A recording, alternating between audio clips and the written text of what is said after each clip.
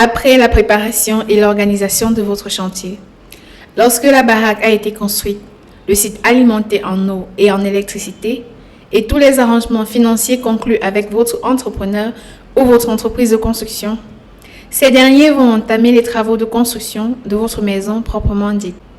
La construction commence par l'implantation et est suivie par les fouilles et les fondations.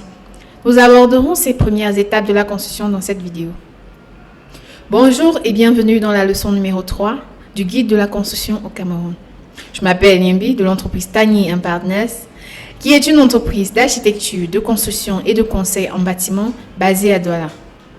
Notre objectif est de rendre accessibles et abordables les services d'architecture aux Camerounais, car nous estimons que tout le monde a droit à un logement de qualité à un prix raisonnable. Dans cette série de vidéos, je vais vous guider de A à Z dans votre projet de construction. Il s'agit pour moi de vous expliquer progressivement les différentes étapes d'un projet de construction modeste, comme une maison familiale ou un petit immeuble, et les différents aspects que vous devez connaître pour pouvoir suivre sereinement votre projet tout au long de celui-ci et le mener à bien sans devoir faire aveuglément confiance à votre technicien. Alors, soyez bien attentifs, c'est parti! En première partie, nous parlerons de l'implantation. L'implantation consiste simplement à positionner la maison sur le site. Elle se fait généralement à l'aide de ficelles, de lattes ou de barres de fer. Il s'agit ici de s'assurer que la maison sera bien positionnée sur son terrain, tel qu'indiqué par le plan de masse fourni par l'architecte. L'implantation positionne aussi les poteaux de la maison depuis les fondations.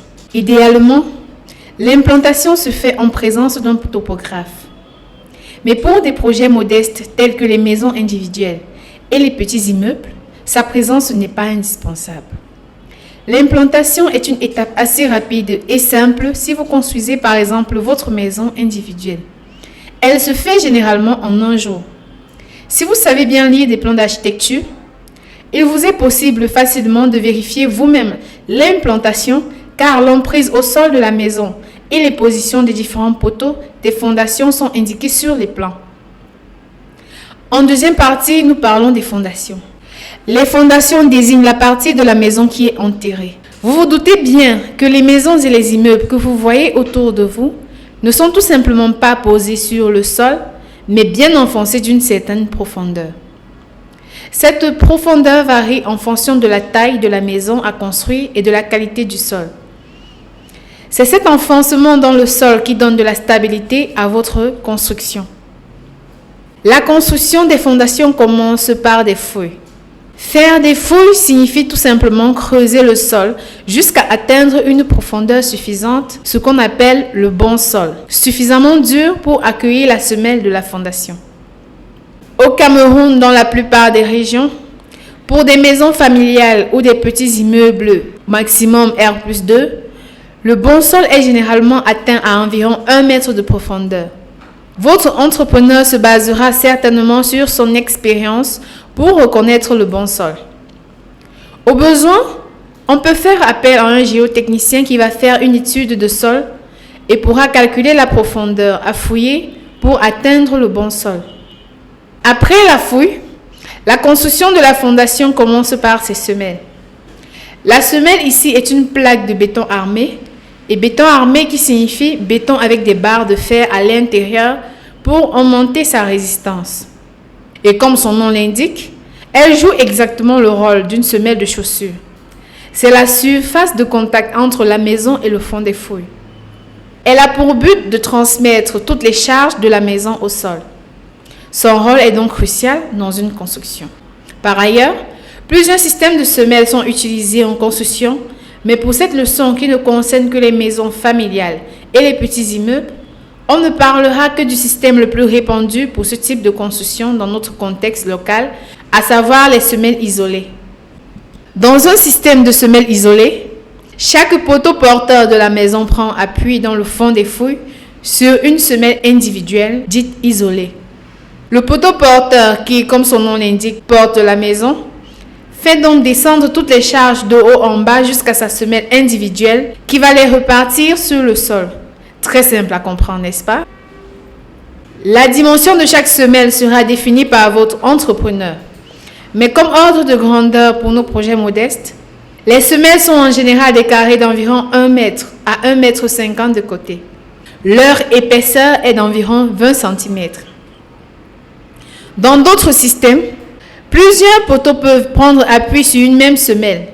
Parfois, une unique et très grande semelle, appelée radier, est construite et tous les poteaux porteurs du bâtiment prennent appui dessus.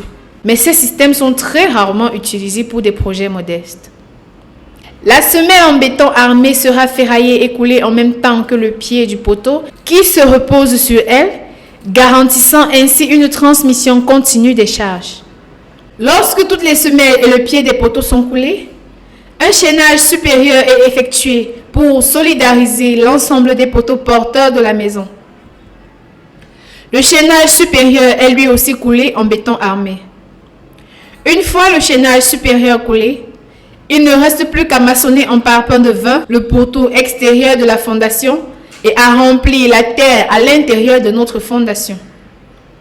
Cette terre sera compactée et accueillera plus tard le plancher du rez-de-chaussée. Nous verrons cela ensemble dans la prochaine leçon. C'est important d'ajouter aussi qu'un chantier peut avoir sa particularité ou sa subtilité. Donc, si les techniques de construction de votre entrepreneur ou de votre entreprise de construction diffèrent légèrement de celles présentées ici, il ne faudrait pas forcément s'inquiéter.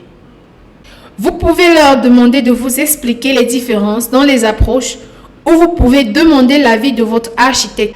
Travaillez donc toujours avec des professionnels.